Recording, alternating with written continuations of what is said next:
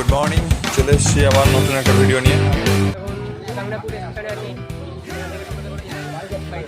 So এখন আমরা গঙ্গানাপুর স্টেশনে নামলাম, নেমে ওইখান থেকে অটো ধরে যাবো। আজকে আমাদের আছে ব্রাইডাল শ্যুট।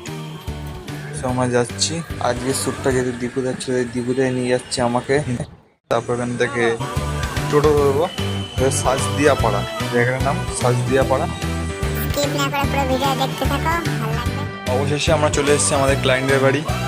ক্লায়েন্টের বাড়ি ঢুকেই প্রথমে মনে পড়লো কোন জায়গাটা ছবি কোন পজিশনে ভালো হবে।